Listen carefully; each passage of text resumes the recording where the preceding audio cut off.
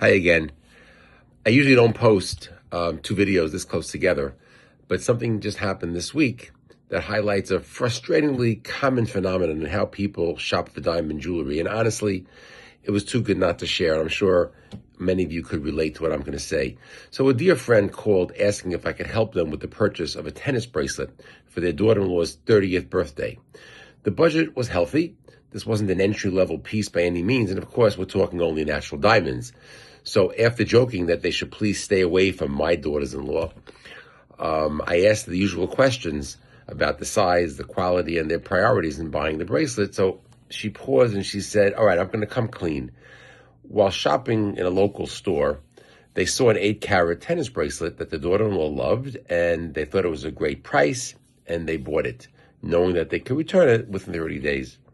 So she told me the stones were 17 pointers, eye color, VS2s, totaling 8 carats. But based on that information and today's gold price, when I did the calculations, the retail price that she paid sounded to me more like a rock bottom cost for the manufacturer. I honestly couldn't understand how in the world the store was selling it at that number.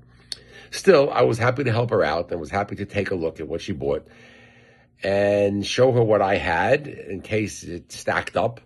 So I did have a beautiful 6.5 carat bracelet in stock made with 14 pointers in similar color and clarity that I could sell her for around the same price she paid for their 8 carat bracelet.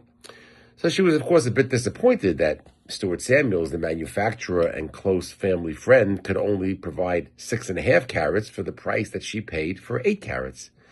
She hoped I would either sharpen the price or magically turn it into more carats.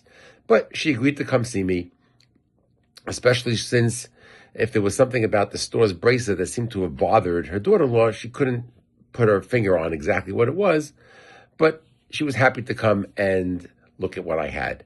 So naturally, I told her to bring her bracelet when she came to see me. So the moment I saw the bracelet, I scratched my head.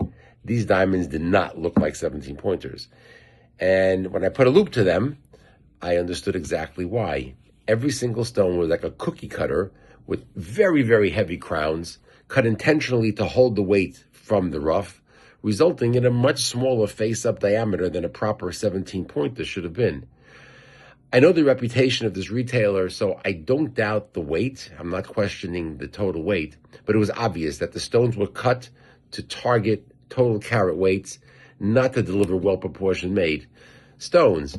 So in simple terms, the rough that should have produced 12 pointers were now producing 17 pointers, so the bracelet could be marketed at 8 carats at a very attractive price.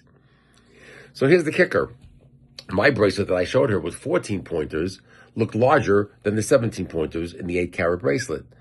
That's not an opinion. That's just fact. That's math. My stones were 3.2 millimeters in diameter. Hers were visibly smaller, though I couldn't quite get the gauge on it because of the setting. And her daughter-in-law looked at it as well, and she concurred that the bracelet that I showed her at 14 points looked much larger. But then came the real dilemma. The mom asked if I could make her a bracelet with proper cut 17 pointers. And of course I can, and it would look noticeably larger than both bracelets. But the reality is the properly cut stones take up more space, so the bracelet will require fewer stones and likely still weigh less than 8 carats. And not only that, because they're better cuts, they're more expensive. So she would be paying more money for a lower total carats, even though it would look bigger and be higher quality. That's the psychology. Once someone hears 8 carats, it's very hard to accept anything smaller, especially when it costs more. So I told her, if you didn't have the store's bracelet in hand to compare back to back, you would think I was just giving you a sales pitch, trying to justify why my bracelet weighs less but costs more. But side by side, the truth was undeniable. So the lesson is, as professionals, we must be able to explain why what a customer thinks is better because of a number on a tag or an appraisal may actually be inferior. There are many ways to create the illusion of value: cutting for weight instead of beauty, pushing borderline grades, relying on liberal labs. The list goes on. We all know this, but this incident hit home. For a moment, even I doubted my instincts when I heard the price she paid.